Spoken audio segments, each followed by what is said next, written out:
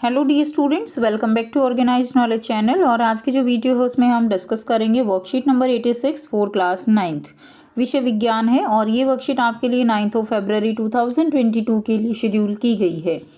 आज की जो वर्कशीट है उसमें हम परमाणु की संरचना, जो हमारा चैप्टर है, चैप्टर 4 है आपका, उसका रिवीजन जो है इस वर्कशीट से शुरू करेंगे। वर्कशीट शुरू करने से पहले प्लीज़ चैनल को सब्सक्राइब कर दीजिए, बेल आइकन को प्रेस कर लो ताकि आपको आने वाली वीडियोस की नोटिफिकेशन वो समय से मिल जाए। तो चैप्टर 3 जो है वो आपका ऑलरेडी यहाँ पर डिस्कस किया जा चुका है। अब हम चैप्टर 4 करेंगे। सभी पदार्थ जो है वो किससे बने होते हैं? सभी पदार्थ परमाणु से बने होते हैं। यानी परमाणु पदार्थ के क्या हैं? निर्माण खंड हैं।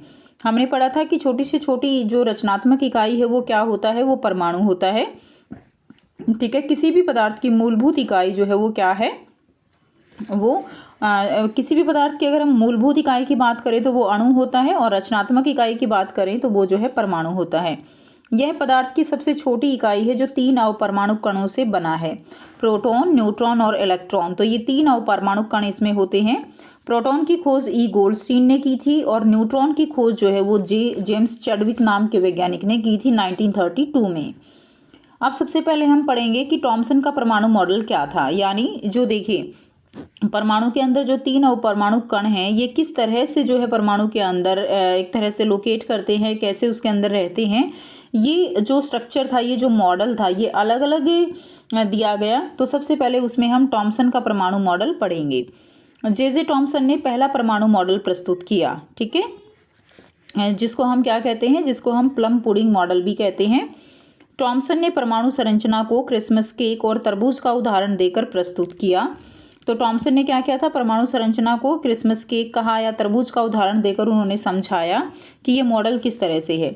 जैसे तरबूज में बीज विद्यमान होते हैं, ठीक उसी प्रकार के धन आवेशित हिस्से में इलेक्ट्रॉन जो है वो क्या होते हैं? इलेक्ट्रॉन धसे होते हैं, ठीक है।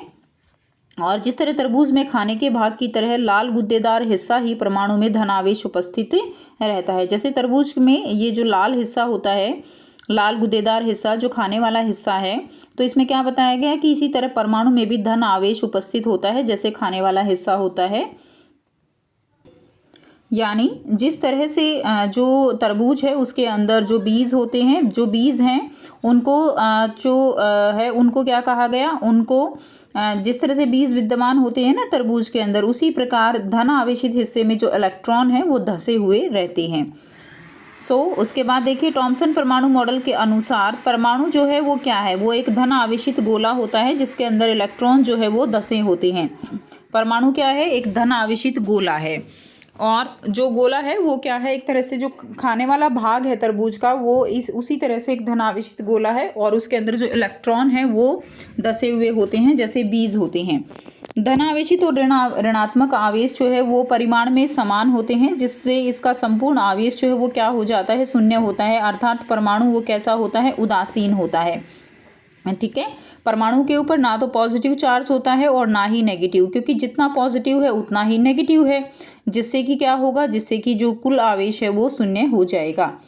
नेक्स्ट देखिए, थॉमसन के परमाणु मॉडल की कमियां या सीमाएं। तो क्या कमियां थी? दूसरे वैज्ञानिकों द्वारा किए गए प्रयोगों के परिणामों को इस मॉडल के द्वारा समझाया नहीं जा सका।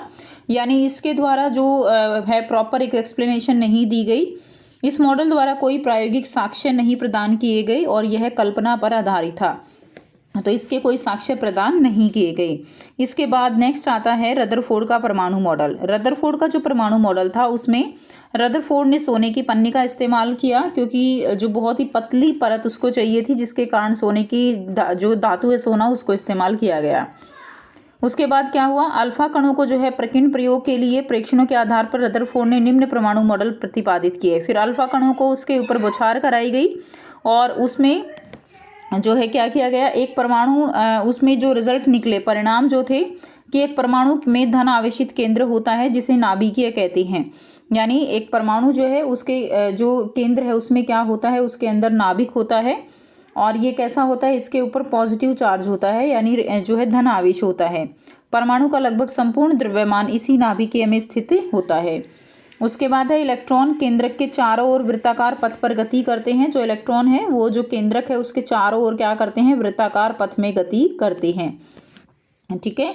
उसके बाद देखिए नेक्स्ट है, नाभिक का आकार जो है वो परमाणु की तुलना में बहुत ही छोटा होता है। यानी जो नाभिक है वो, ये परमाणु की तुलना में नाभिक का आकार वो कैसा होता है, बहुत छोटा है। नाभिक की त्रिज्या परमाणु की त्रिज्या से 10⁵ गुणा जो है वो कैसी होती है, वो छोटी होती है। ठीक है, तो ये जो है आपका हो जाएगा रदरफोर्ड का परमाणु मॉडल। उसके बाद रदरफोर्ड के परमाणु मॉडल में जो है क्या थी, कुछ कमियां थी। वो कमी क्या थी, वर्तुल मार्ग पर चक्रण करते समय, यानी जैसे इलेक्ट्रॉन है वो क्या कर रहा है, वो ऐसे इस तरह से घूम रहा है। तो इसमें क्या कहा गया, वर्तुल मार्ग पर चक्रण करते समय इलेक्ट्रॉन का स्थायी हो पाना संभव नहीं है। इलेक्ट्रॉन आवेशित होने के कारण चक्रण करते समय ऊर्जा का विकिरण करेंगे, यानी ऊर्जा जो है वो लगातार जो है क्या होगी, निकलती रहेगी। और जब ऊर्जा समाप्त होगी तो वो इलेक्ट्रॉन क्या होगा, इलेक्ट्रॉन जो है वो घूमते घूमते नाभिक के ऊपर गिर जाएगा। परंतु इसके विपरीत परमाणु तो वो स्थायी होता है। रदरफोर्ड का यह मॉडल यह समझाने में अक्षम रहा, यानी ये चीज़ नहीं बता पाया कि परमाणु स्थायी है, लेकिन अगर इलेक्ट्रॉन ऊर्जा विकृत करता है तो वो नाभिक से टकराता क्यों नहीं है। अब आपको यहाँ पर बहुत ही आसान से 5 जो है प्रश्न दिए गए हैं, ठीक है, जिनके आंसर हम 1 बाय 1 करेंगे। पहला प्रश्न है, परमाणु पर कौन सा आवेश होता है, परमाणु के नाभिक में कौन से अपरमाणु कण होते हैं। तो परमाणु जो है वो कैसा होता है, उदासीन होता है। परमाणु के नाभिक में प्रोटॉन और न्यूट्रॉन और जो है न्यूट्रॉन अपरमाणु कण होते हैं। ठीक है, अपरमाणु कण आ जाएगा, प्रोटॉन और न्यूट्रॉन अपरमाणु कण होते हैं। प्रश्न 2 है, इलेक्ट्रॉन की खोज किसने की थी, एक इलेक्ट्रॉन की विशेषताएं लिखिए। तो इलेक्ट्रॉन की खोज वो जे थॉमसन ने की थी। इसकी विशेषताएं हो जाएंगी, इलेक्ट्रॉन पर ऋण आवेश होता है, इलेक्ट्रॉन नाभिक के चारों ओर चक्कर लगाते हैं, इलेक्ट्रॉन को E- द्वारा प्रदर्शित किया जाता है। तो ये इसकी क्या हो जाएंगी, विशेषताएं हो जाएंगी। नेक्स्ट देखिए, नेक्स्ट है प्रश्न 3 है, एक उचित आरेख की मदद से थॉमसन के परमाणु मॉडल के बारे में संक्षेप में व्याख्या कीजिए। तो आपको यहाँ पर परमाणु मॉडल के बारे में संक्षेप में व्याख्या करनी है, तो यहीं से आपका आंसर जो है दिया गया है। देखिए ये वाला चित्र आप बना लेंगे बच्चों, पहले भी ये क्वेश्चन आपका आया हुआ है, और इसमें यहाँ से लेकर और यहाँ तक जो है आप इसमें लिख देंगे। ठीक है, ये वाला आंसर रहेगा। थॉमसन ने परमाणु संरचना को क्रिसमस केक और तरबूज का उदाहरण देकर प्रस्तुत किया। जैसे तरबूज में बीज विद्यमान होते हैं, ठीक उसी प्रकार परमाणु के धन आवेशित हिस्से में इलेक्ट्रॉन धसे होते हैं, और तरबूज में खाने का भाग जो है परमाणु में धन आवेशित उपस्थित होता है। तो ये वाला आंसर आपका थर्ड क्वेश्चन का आंसर हो जाएगा। नेक्स्ट देखिए, क्वेश्चन नंबर 4 दिया गया है, थॉमसन के परमाणु मॉडल की क्या सीमाएं थी। तो थॉमसन के परमाणु मॉडल की आपको क्या लिखनी है, परमाणु मॉडल की सीमाएं लिखनी है, जो बिल्कुल बहुत ही अच्छे से आपको यहाँ से दिया गया है। तो ये वाला आंसर जो है इसमें आप कर लेंगे। देखिए, थॉमसन के परमाणु मॉडल की सीमाएं क्या थी, दूसरे वैज्ञानिकों द्वारा किए गए प्रयोगों के परिणाम को इस मॉडल के द्वारा समझाया नहीं जा सका, इस मॉडल द्वारा कोई प्रायोगिक साक्ष्य प्रदान नहीं किए गए, और यह कल्पना पर आधारित था। तो ये जो है आपका क्वेश्चन नंबर 4 का आंसर हो जाएगा।